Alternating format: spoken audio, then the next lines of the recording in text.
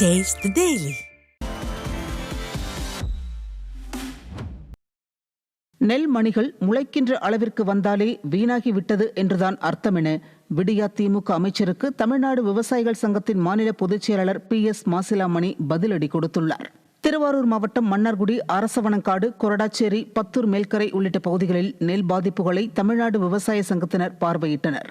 தொடர்ந்து செய்தியாளர்களை சந்தித்த தமிழ்நாடு விவசாயிகள் சங்கத்தின் மாநில பொதுச் செயலாளர், தமிழ்நாடு அரசு 23% ஈரப்பதம் உள்ள நெல்மணிகளை கொள்முதல் செய்ய ஆணை பிறப்பிக்க வேண்டும் என வலியுறுத்தினார்.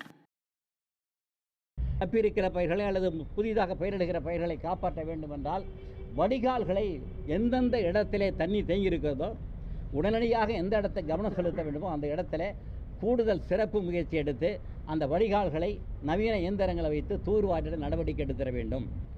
அந்த நெல் முளைத்து விட்டது என்று பல பேர் சொல்கிற கருத்துக்கு மாற்றாக அவர் அப்படி அதை மென்மைப்படுத்துகிறார். நெல்லை கொஞ்சம் தான் கொஞ்சம் முளைச்சானா கூட முளைச்சானா முளைக்கிற அளவுக்கு வந்துட்டாலே வீணா போனது தான். மதுரை மாவட்டம் மேலூர் அருகே வல்லாளப்பட்டியில் இயங்கி வரும் அரசு ஊராட்சி ஒன்றிய துவக்கப்பள்ளி கட்டிடத்தின் கூரை சேதமடைந்து கம்பிகள் வெளியே நீட்டியவாறும் சுற்றுச்சுவர்கள் இடிந்து விழும் நிலையிலும் உள்ளதால் அசம்பாவிதம் ஏற்படும் சூழல் நிலவுகிறது.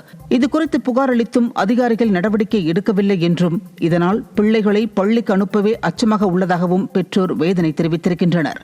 அரசு பள்ளிக்கூடங்களில் சேர்க்கை அதிகரித்துள்ளதாக மார்த்தட்டி வரும் அப்பா முதல்வர் சிதலமடைந்த பள்ளி கட்டிடம் குறித்து கண்டுகொள்வதில்லை என மக்கள் குற்றம் சாட்டியுள்ளனர். கோவை பீளமேடு கொடிசியா அருகே ஒரே இருசக்கர வாகனத்தில் மதுபோதையில் அதிவேகமாக வந்த 3 பேர் கட்டுப்பாட்டை இழந்து சாலை தடுப்பில் மோதி படுகாயமடைந்தனர்.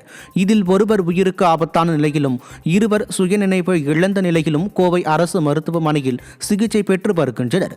கோவை மாவட்டத்தில் 24 மணி நேரமும் தங்கு தடையின்றி கிடைக்கும் மதுவினால் இதுபோன்ற கோர விபத்துக்களுக்கு காரணம் என குற்றச்சாட்டு எழுந்துள்ளது.